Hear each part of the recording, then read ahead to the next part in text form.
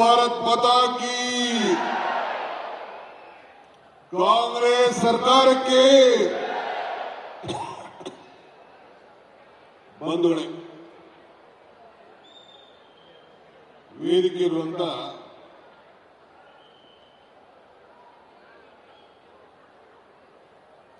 ನಮ್ಮ ನಾಯಕರಾದಂತಹ ಸಿದ್ದರಾಮಯ್ಯ ಸಾಹೇಬ್ರೆ,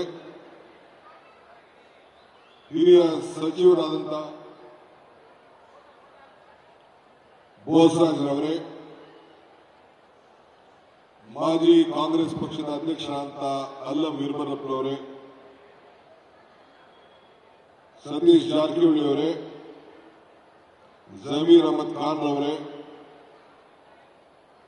ನಿಮ್ಮೆಲ್ಲರ ಅಚ್ಚುಮೆಚ್ಚಿನ ಶಾಸಕರಂತ ಶ್ರೀನಿವಾಸ್ ಅವರೇ, ನಿಮ್ಮೆಲ್ಲರ ಅಚ್ಚುಮೆಚ್ಚಿನ ಸಂಸತ್ ಸದಸ್ಯರಂತ ತುಕಾರಾಮ್ ಅವರೇ, ಗೋಪಾಲ್ ಕೃಷ್ಣರವರೇ, ಲತಾ ಮಲ್ಲಿಕಾರ್ಜುನ್ ಅವರೇ, ದೇವೇಂದ್ರಪ್ಪನವರೇ, ಬಿಎನ್ ನಾಗರಾಜ್ರವರೇ, ಬಸಂತಪ್ಪನವರೇ, ರಘುಮೂರ್ತಿ ಅವರೇ,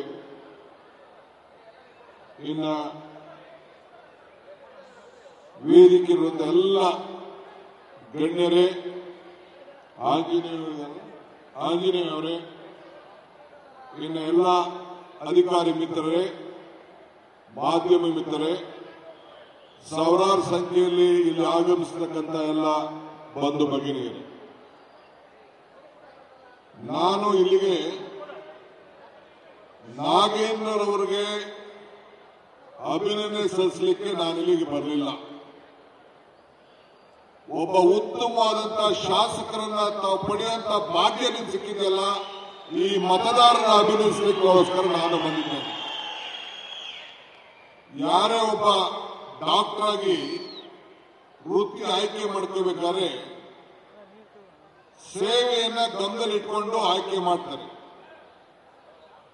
ನಾನು ಎನ್.ಟಿ. ಬೊಮ್ಮಣ್ಣವರು ಇಬ್ಬರು ಕೂಡ ಬಂಗಾರಪ್ಪನವರ ಶಿಷ್ಯರು. ನಾವಿಬ್ರು ಕೂಡ ಇಬ್ರು ಜೊತೆಲಿ ರಾಜಕಾರಣವನ್ನ ಮಾಡ್ಕೊಂಡು ಬಂದವರು.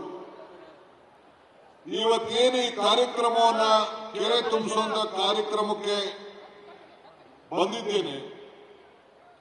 ನಾನು ಉಗ್ರಪ್ಪನವರು ಇಲ್ಲಿ ಲೋಕಸಭಾ ಎಲೆಕ್ಷನ್ಗೆ ಜವಾಬ್ದಾರಿ ತೆಗೆದುಕೊಂಡು ಬಂದಾಗ ಎನ್.ಟಿ. ಬೊಮ್ಮಣ್ಣವರು ಈ 74 ಕೆರೆಗಳನ್ನ ತುಂಬುವಂತ ವಿಚಾರವನ್ನು ನನ್ನ ಮುಂದೆ ಪ್ರಸ್ತಾವನೆ ಮಾಡಿದ್ರು.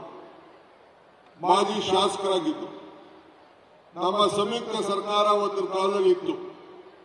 ಆಗ ಹೇಳಿದ್ದೆ, ನೀನು ಸ್ವಂತಕ್ಕೆ ಏನು ಕೇಳ್ತಾ ಇಲ್ಲ ಬೊಮ್ಮಣ್ಣ, ನನ್ನ ಸ್ನೇಹಿತೆ ಇದೆಯೇ, ನಾನು ಕೆಲಸ ಮಾಡ್ತೀನಿ ಅಂತೇಳಿ ಅವತ್ತು ಮಾತು ಕೊಟ್ಟೆ. ಅದಾದ್ಮೇಲೆ ತೀರ್ಮಾನ ಮಾಡಿತು. ಬಿಜೆಪಿ ಸರ್ಕಾರದಲ್ಲಿ ಕೆಲಸ ಪ್ರಾರಂಭ ಆಯಿತು.